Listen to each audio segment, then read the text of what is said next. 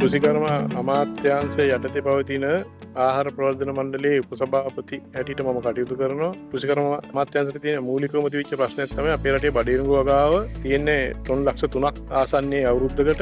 නමුත් අවශ්‍යතාවය ටොන් ලක්ෂ 7ක් විතර තියෙනවා.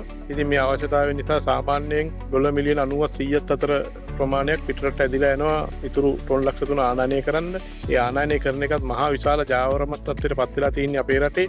මේ ජාවාරම නැති කරන්නත් අපේ ආනයනයට යන මුදල නැති කරන්නත් අපේ ගොවීන්ට සහ අපේ කුකුල් සත්ව ආහාර වලට හොඳ බඩිරුඟ ලබා දීමේ තරමුණු කරගෙන අපි ලංකාවේ බඩිරුඟ වගාව තව අවුරුදු 4ක් 5ක් ඇතුළත සර්ව සම්පූර්ණ වෙන්න ක්‍රමයක් පටන් ගමු කියලා අපේ කෘෂිකර්ම අමාත්‍ය ලාල්කාන්ත සහෝදරයා අපිට කතා කරලා මේක මූලිකත්වයේ ගන්න කියලා ආහාර ප්‍රවර්ධන මණ්ඩලයට අවස්ථාව ලබා දුන්නා.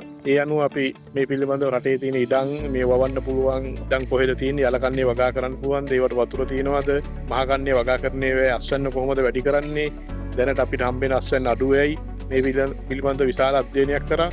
ඒ විශාල අධ්‍යයනයෙන් පස්සේ අපිට යලකන්නේ වගා කරන්න පටන් ගන්න. හම්බෙච්ච හොඳම හරිය තමයි මේ කන්තලේ මේ සීනි ෆැක්ටරියට අයිති ඉඩම්. 1 මීටරට ගොවි බිමට කෘෂිකර්ම අමාත්‍යාංශයේ ජාතික වැඩපිළිවෙළ යටතේ පටන් ගත්ත මේව වැඩසටහන අපි කුඩා පරිමාණ ගොවීන්ට අමතරව පබ්ලික් ප්‍රයිවට් පාර්ට්නර්ෂිප් යටතේ අක්කර 10-15 නැත්නම් අක්කර 50-100 වගා කරන්න කැමති අයත් මේකට හවු කරගන්න අදහස තියෙනවා. ඒ කැමති අයට අපිත් එක්ක කතා කරලා කෘෂිකර්ම අමාත්‍යාංශයට කතා කරලා මේ සිස්ටම් එකට ජොයින් වෙන්න පුළුවන්. දැනට අපි අක්කර 5000ක් විතර වෙන ප්‍රමාණයක් අක්කර 3 ගානේ මේ පළාතෙම ඉන්න පිට නැතුව මේ පළාතෙම ඉන්න ගොවින්ට බෙදා දීලා මේ වැඩසටහන ලබන මාස මුල වෙද්දි පටන් ගන්න. අපිට ටොන් 75000 ලක්ෂයක් විතර අපිට අතිරේක වශයෙන් යලකන්නේ බඩිරුඟ අස්වැන්න අපි ලබා ගන්න බලාපොරොත්තු වෙනවා. ඒ වගේම පිටරට ඇදිලා යන සල්ලි ටික කොටසක් ඉතුරු කරගන්න බලාපොරොත්තු වෙනවා.